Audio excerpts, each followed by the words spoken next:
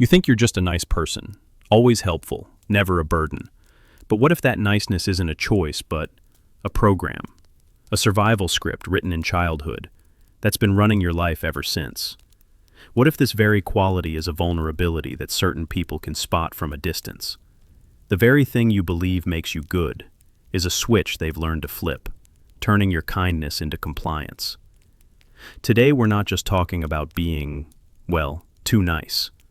We're going to look at the deep psychology behind people-pleasing, to understand the hidden trauma response that makes you say yes when every part of you truly wants to say no.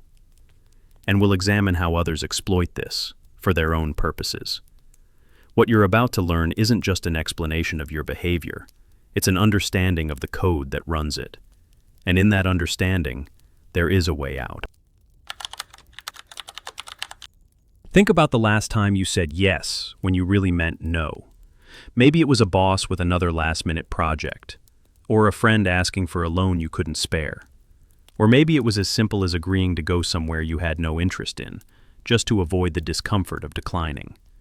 In that moment you said yes, you likely felt a sense of relief. You avoided a conflict.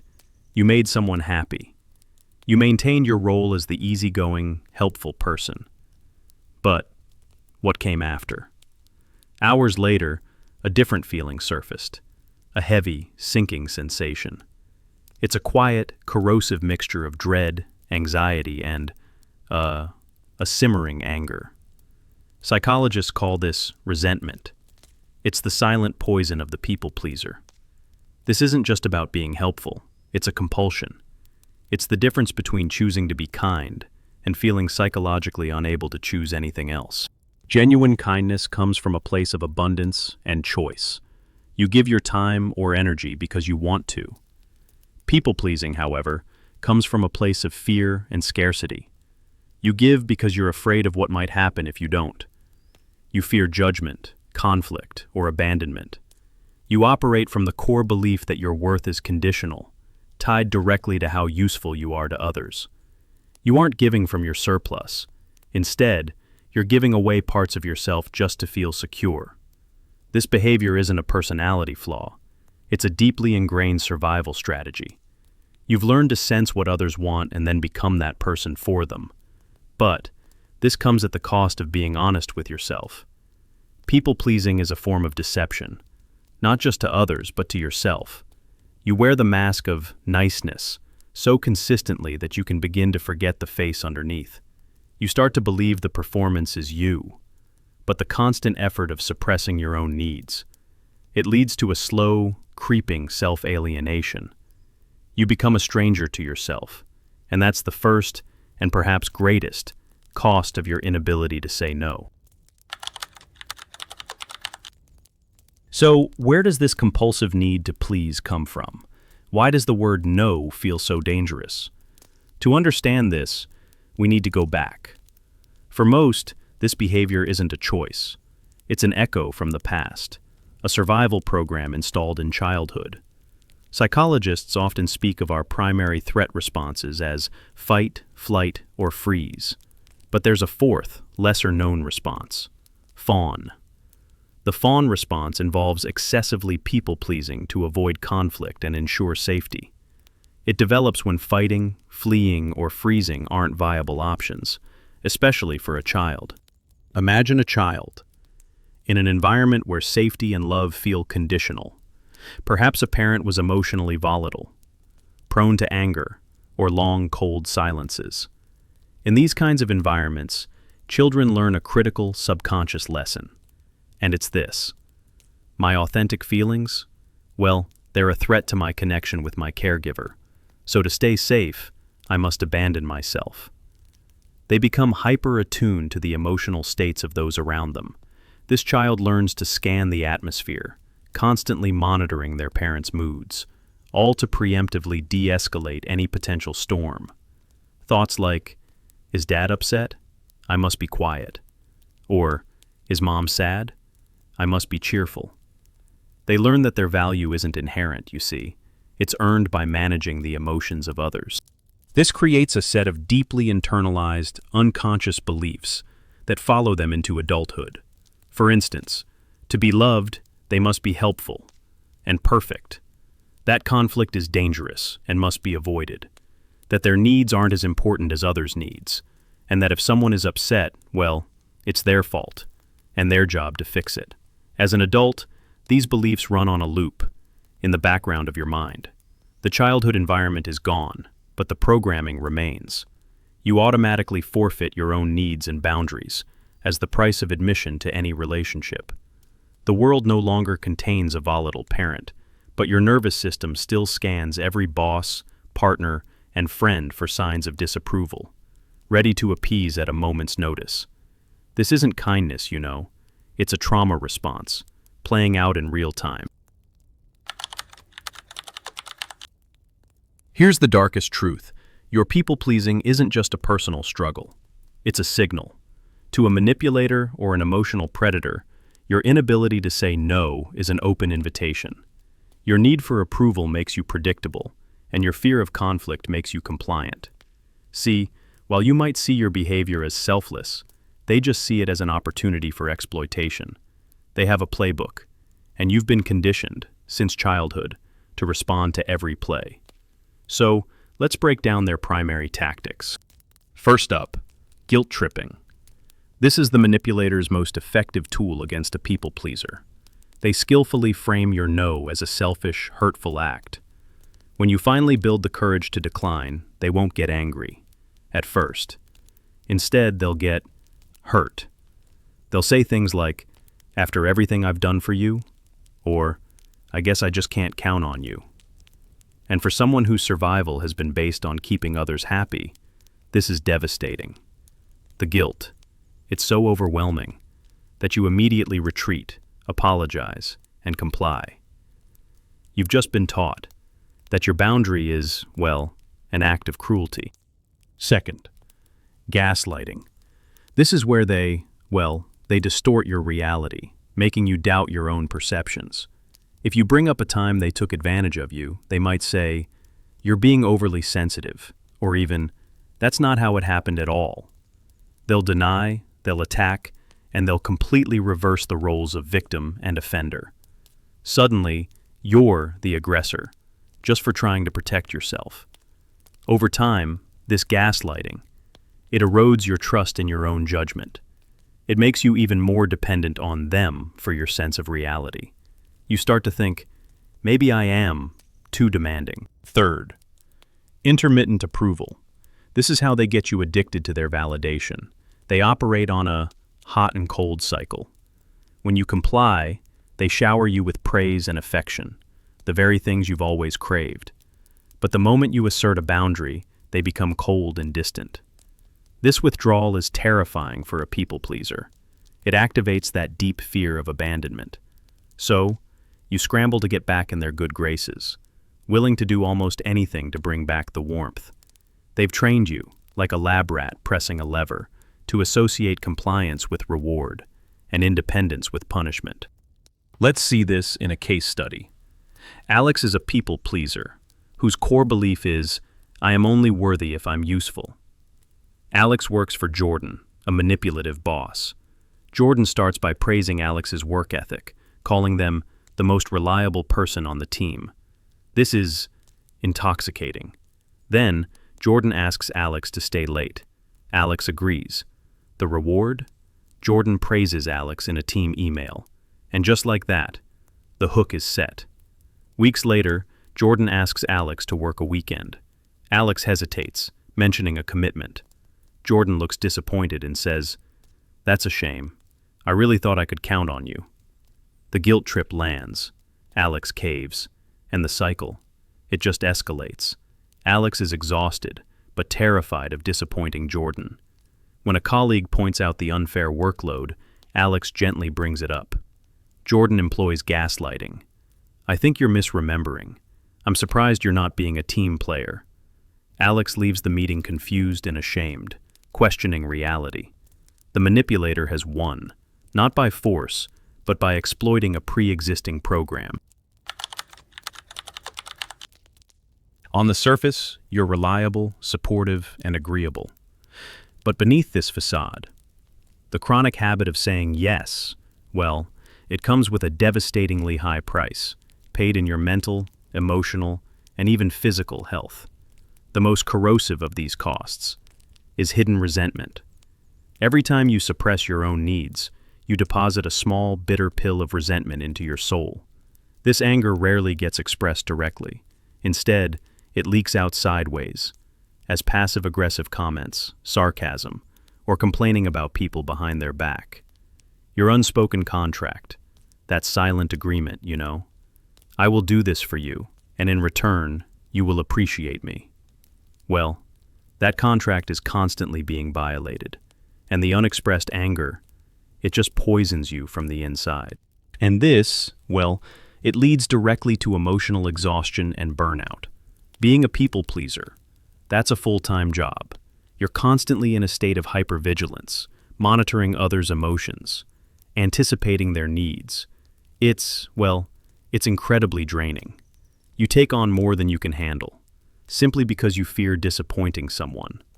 Over time, this leads to chronic stress, anxiety, and ultimately, burnout. You feel like you're running on fumes, you know, because you've given everything away. And perhaps the most tragic cost of all is the loss of personal identity. When your life becomes a performance for others, you can actually forget your own lines. Someone asks, "Hey, what do you want to do?" And you just draw a blank. Your default has become, "Oh, whatever you want." And this creates a profound sense of emptiness. You feel unseen, really, because you've made your true self invisible. The praise you get, it feels hollow because it's for the mask, not for you. This lack of a core self, it just makes you even more vulnerable as you constantly look to others to define who you are. You've become a supporting character in everyone else's story, and, tragically, you've forgotten how to be the protagonist in your own. All of this culminates in self-sabotage. The resentment and exhaustion, they create a volatile internal state. Unconsciously, you might start to sabotage the very things you're working so hard to maintain. You know, that resentment toward your boss might even lead you to miss a deadline. You inadvertently create the outcomes you fear. Because putting your own needs aside, well, it really throws every relationship out of balance. It's a heavy cycle to be trapped in. And if any of this is resonating, know that you are not alone. So, in the comments, share one time you said yes to something you still regret, okay? No judgment at all. Let's just acknowledge the reality of this struggle together. Recognizing the problem is the first crucial step, but understanding the why doesn't automatically give you the how. Breaking free from a lifetime of programming, well, that requires a fundamental shift in your core beliefs. You have to consciously rewrite the code that has been running your life. First, reframe your no. Your no isn't an act of aggression. It's an act of self-preservation. You've been conditioned to believe that saying no is selfish. But a no isn't a rejection of the other person. It's an affirmation of your own needs and your time. And the guilt you feel when setting a boundary, well, that's not a sign you've done something wrong. No. It's actually a withdrawal symptom from a lifelong addiction to approval. Second, internalize this truth. Your needs are valid, period. Not because you've earned them, not because you've justified them. Your needs are valid simply because you are a human being. You have a right to rest, to have your own opinions, and to protect your energy without defending it. Third, embrace this mantra. The discomfort of their disappointment is temporary. The pain of your resentment is permanent. Saying no can be uncomfortable. The other person might be upset. Your nervous system will scream that you have made a mistake. But this feeling is fleeting. What doesn't pass is the slow-burning resentment that builds every time you betray yourself. You have to choose your discomfort. The short-term anxiety of setting a boundary, or the long-term misery of a life that isn't your own. Finally, understand that you teach people how to treat you. When you consistently abandon your needs, you're training people that your needs don't matter. By starting to say no, you're not becoming a difficult person. You're re-educating your social circle. Some people, especially manipulators, won't like this new curriculum. Let them fail the course. The people worth keeping will respect your boundaries. True connection is built on authenticity, not on the illusion of your infinite capacity to give. Mindset is the foundation, but action is what follows. You need practical tools to use in those high-pressure moments. Think of these as pre-planned responses that create a buffer between a request and your automatic yes. Tool number 1, the power of the pause. Manipulators thrive on immediacy. Your first move is to break that momentum and buy yourself time with a neutral phrase, like, "Let me check my calendar and get back to you," or "I need to think about that before I commit," or even, "I'll have to consider if I have the capacity for that right now." This gives you space to calm your nervous system and decide what you truly want. Our second tool is the simple, firm no, without over-explaining. Many people pleasers, they feel this urge to justify their no. But an excuse, really, is just an opening for negotiation. The goal here is to be polite, but firm. Try phrases like, "Thank you for asking, but I won't be able to," or "I appreciate you thinking of me, but that doesn't work for me," or simply, "I've decided not to." Remember, these are complete sentences. Once you've said them, stop talking. That silence might feel a little uncomfortable, but that, my friend, is where your power lies. Now, for our third tool, using I statements. When you set a boundary, try to frame it around your own feelings and your own limits, because those are much harder for someone to argue with, aren't they? So, instead of saying, "Your request is unreasonable," try something like, "I'm at full capacity right now and can't take on new projects."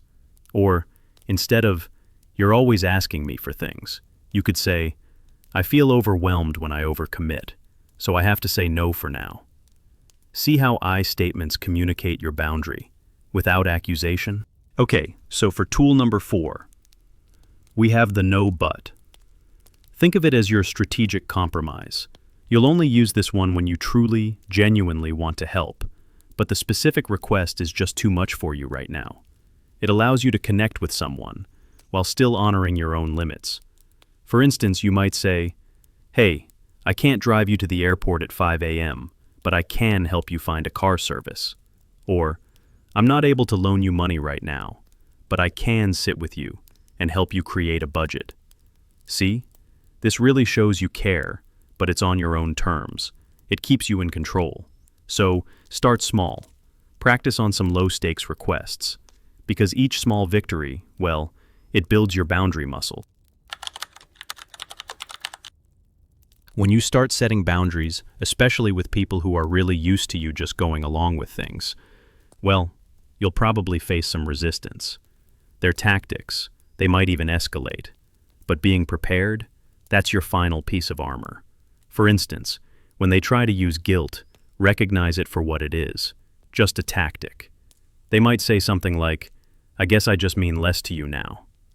Don't take that bait. Instead, acknowledge their feeling without giving up your boundary. You could respond with, "I understand you're disappointed, but my answer is still no." Or maybe, "I can hear this is difficult for you. However, I really need to stick with my decision." See? That shows empathy, but it holds the line. When they get angry or give you the silent treatment, see it for what it is, a test to intimidate you back into submission. This often activates deep childhood fears of abandonment. Hold firm. Their anger is not your responsibility. Instead, remind yourself, their reaction is data about their character, not a verdict on my worth. And if you absolutely must respond, you could say, "I see you're angry. I'm going to give you some space." Then, walk away. You are refusing to participate in the drama. Now, when they ignore the boundary completely, you must become a broken record. They are testing if your no was a suggestion or a rule. Consistency is your only weapon. If they bring up a topic you've closed, you simply say, "As I've said, that's not something I'm willing to discuss." If they push again, you'll need to state the consequence. You'd say, "I've already stated my boundary. If you bring it up again, I'm going to end this conversation. And if they do it a third time, you follow through, you hang up, or you leave. This teaches them that you mean what you say, except that you can't control their reaction. You can only control your own. Some relationships, well, they might not survive your newfound self-respect. And you can grieve that, but please, don't see it as your failure. It's actually the necessary shedding of connections that were based on your submission, not on mutual respect. We've journeyed deep into the psychology of people-pleasing, and the truth, well, it's both unsettling and liberating. That compulsion to say yes isn't a character flaw, no. It's an outdated survival strategy your younger self created to stay safe. We've seen how this fawn response is born in environments of emotional uncertainty, installing deep beliefs that your worth is, well, conditional. We've looked at the manipulators' playbook too, and the hidden costs of compliance. Things like resentment, burnout, and the slow erasure of your identity. But the past doesn't have to be a life sentence. No, that programming can absolutely be rewritten. It begins with the radical idea that your needs are valid, and that saying no is an act of pure self-respect. It's solidified through the consistent practice of new tools, and, well, the courage to weather that inevitable backlash. This journey isn't about becoming selfish. It's about becoming whole. It's about building relationships based on genuine connection, not transactional approval. It's about ensuring the care you give to others is an overflow from a cup you first filled for yourself. You weren't born to be a supporting character in someone else's story. Reclaiming your no is the first step to reclaiming your life. It's the most powerful declaration that you're here, you matter, and you're finally ready to be seen. If this journey resonated with you, and you're ready to continue the work of rewriting your code, please subscribe for more deep dives into psychology and self-empowerment. Healing is a process, and you don't have to do it alone. Thank you for being here today.